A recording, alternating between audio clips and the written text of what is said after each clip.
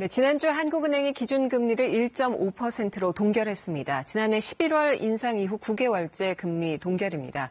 경기 불확실성 때문이지만 금리 올릴 시기를 놓친 게 아니냐는 지적도 나오고 있습니다. 기준금리 동결의 배경과 의미를 LG경제연구원 조영무 연구위원과 분석해보겠습니다. 안녕하세요. 네, 안녕하세요. 네, 한국은행이 금리를 동결한 것에 대해서 해야 해서 한 건지, 할 수밖에 없어서 한 건지 좀 짚어봐야 될 것 같습니다. 이번 9개월째 금리 동결 배경 어떻게 보시나요? 할 수밖에 없었던 것으로 보입니다. 저는 한국은행은 여건만 되면 금리를 인상하려고 한다고 판단을 하고 있는데요. 그럼에도 불구하고 이번에 금리를 동결할 수밖에 없었던 것은 그만큼 현재 우리 경제 상황이 금리 인상이라고 하는 부담을 감내하기에는 그렇게 상황이 좋지 못함을 보여주는 것으로 판단이 되고요. 네. 특히 투자와 고용이 최근에 매우 이슈죠. 투자 같은 경우에는 기업들의 설비 투자가 벌써 5달 연속 감소세를 나타내고 있고요. 많이들 아시겠습니다만 고용 같은 경우에는 최근에 전년 대비 일자리 증가 개수가 5천 명에 불과할 정도로 매우 부진한 상황입니다. 투자가 늘고 고용이 늘어야 가계의 소득이 늘고 소비도 늘어날 수가 있을 텐데 향후 우리 내수 경기와 관련을 해서 매우 안 좋은 시그널이라고 볼 수가 있겠고요. 네. 대외 여건과 관련을 해서도 미중 무역 갈등이 쉽사리 해소되고 있지 않고 신흥국 금융 불안이 지속되면서 현재와 같은 수출 호조세가 언제까지 지속될지 장담하기 어려운 상황입니다. 네, 일각에서는 지난해 11월 인상 이후에 인상할 기회가 한 번 더 있었는데도 불구하고 때를 놓쳤다 이런 지적도 있는데 여기에 대해서는 어떻게 보시나요?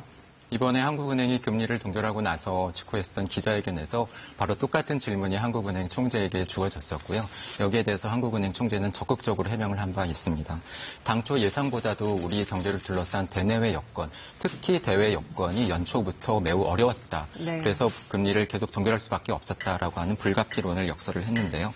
앞서 말씀드린 것처럼 미국의 보호무역주의 움직임이 있었고 신흥국 금융 불안이 터졌었고 여기에 미중 무역 갈등이 심화되면서 금리 인상에 신중을 기할 수밖에 없었다라고 하는 주장을 한 것이죠. 네. 말씀하신 금리 인상 실기로는 금리 인상이 필요하다라고 하는 주장을 하는 쪽에서 계속 지적되는 부분입니다만 사실은 반대쪽에서는 도리어 지난해 11월에 있었던 금리 인상이 우리 경기 회복세에 비해서 도리어 섣불렀던 것이 아니냐. 지난해 말이 있었던 금리 인상 때문에 올해 상반기에 국내 경기 회복세가 부담이 가중되었던 것이 아니냐 하는 지적도 있습니다.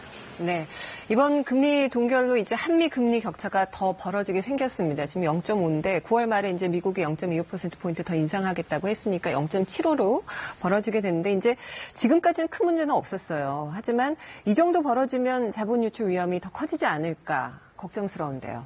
말씀하신 것처럼 우리나라보다도 미국의 금리가 높아지고 외국 자본이 해외로 빠져나가고 우리 금융시장에서 위기가 발생할 수 있다라고 하는 이러한 위기로는 그동안 금리 인상 필요성을 지적적으로 제기해온 쪽에서 이야기했던 부분입니다. 네. 하지만 올해 3월에 이미 한미 정책금리가 역전되었음에도 불구하고 이후에 지속적으로 채권시장으로는 외국인 자금이 들어왔고요.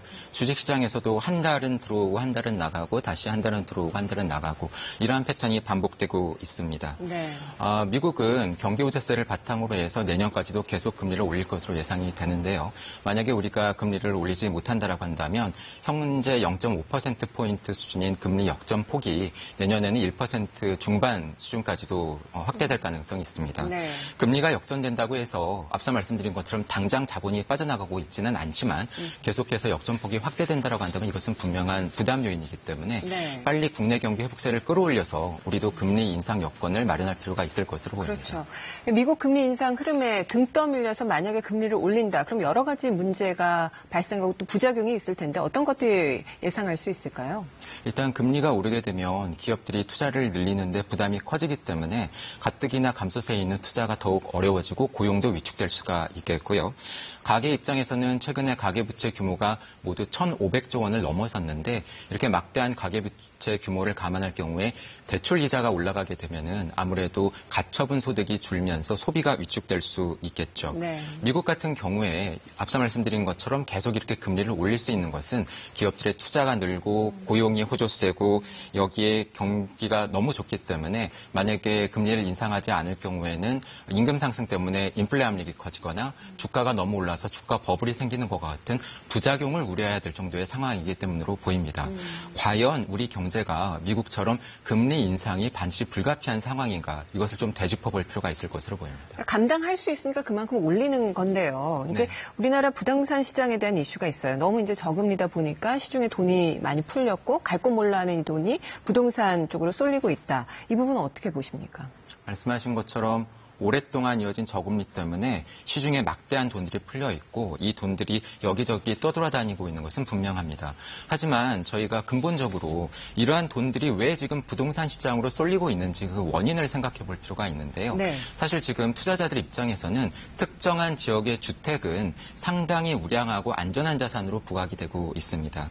이것은 경제 불확실성이 고조되고 금융시장이 불안정할 때 국제 금융시장에서 미 국채라던가 미국 달러화라던가 일본 엔화와 같은 안전자산으로 돈이 몰리는 것과 상당히 유사한 패턴이라고 볼 수가 있겠고요. 네. 또 다른 측면에서는 우리 금리가 왜 이렇게 낮은가?